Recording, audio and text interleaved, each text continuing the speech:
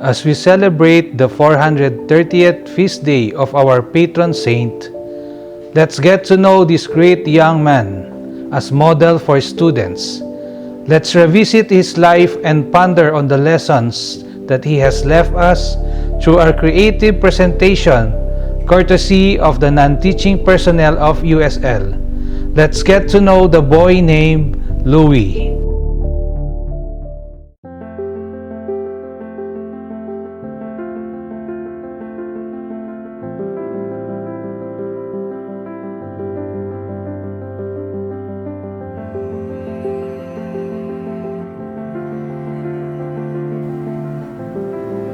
Aloysius Gonzaga was born on March 9, 1568, in a castle of Castiglione del Stiviere in Italy. He was the firstborn in a powerful Italian noble family. His father was famous condottiere, a mercenary soldier. As soon as Aloysius was born, his parents began planning for his future. His mother wanted him to be a priest. His father was determined to have his oldest son become a military leader or famous political figure, anything but a priest. As an eldest son of a royal family, he grew up in a royal courts with many servants and plenty of work and comfort. In fact, at the age of 4 years old, he began his training as a soldier and a courtier, and he was sent to a garrison of soldiers with some 3,000 men who were training for the war against the Moors. While staying with the soldiers, the little boy picked up some bad language. However, when he came home using the rough, coarse language of the camp, his mother was displeased and corrected him. His life began to change after he contracted malaria and suffered frequent bouts of fever.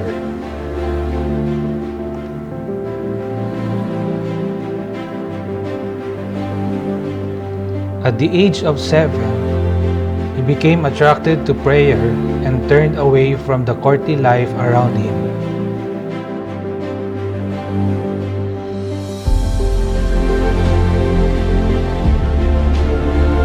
His prayers included the office of Mary, the Psalms, and other devotions, and he made a vow never to marry.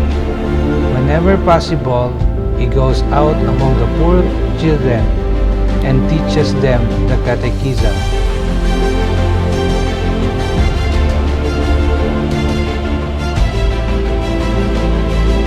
He had many friends among the soldiers and in the court who encouraged him to join them for their parties and celebrations.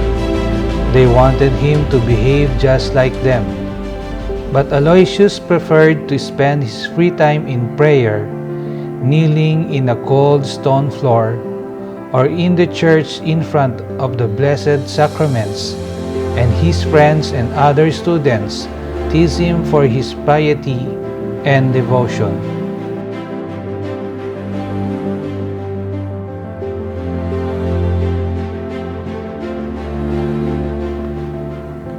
He returned to his father's castle, where he met the great saint and Cardinal Charles Borromeo. Aloysius had not yet received his first communion, so the cardinal administered it too.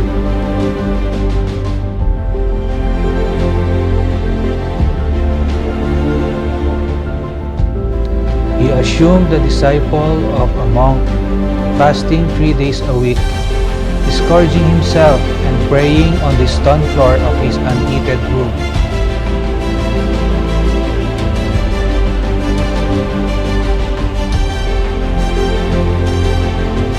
In 1577, his father took Aloysius and his brother Luigi to Florence to study and improve their Latin and Italian. As it would happen, the young man would develop an affinity for the study of the saints, even more than his regular studies. At this time, Aloysius read about the Jesuit missionaries in India, and he resolved to join the Society of Jesus. He began this direction in life by instructing the poor boys of Castiglione in the catechism. When his father heard that he wanted to become a Jesuit, he was furious. His family tried to convince him not to pursue that idea. Aloysius was adamant, and at the age of 18, he signed away his legal claim to his family lands and title.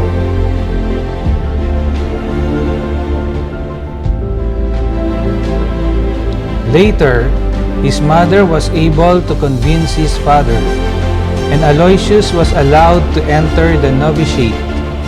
He spent 4 years in the study of philosophy and had Saint Robert Bellarmine as his spiritual advisor. He taught him to spend more time helping others instead of private devotions.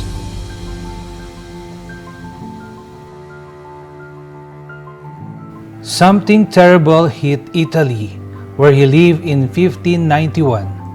The plague. Hundreds of people died from this awful disease. Aloysius immediately volunteered to help and actively cared for the sick. He begged alms for the sick and physically carried those he found in the streets to a hospital.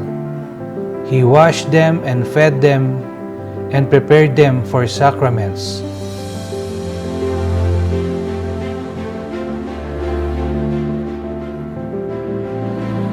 One day, he told his spiritual director, Robert Bellarmine, that he had a premonition he would die soon.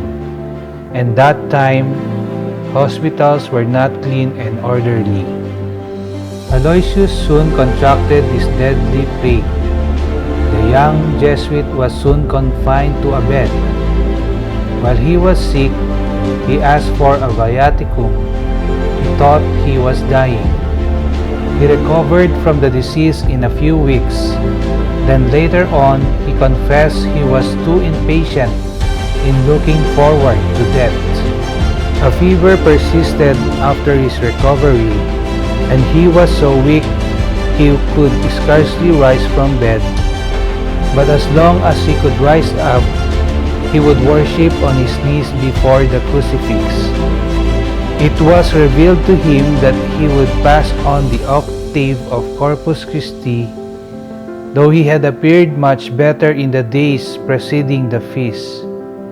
Saint Aloysius Gonzaga did in fact died on the octave of Corpus Christi on June 21, 1591. He was canonized in 1726 and named patron of all students in 1729.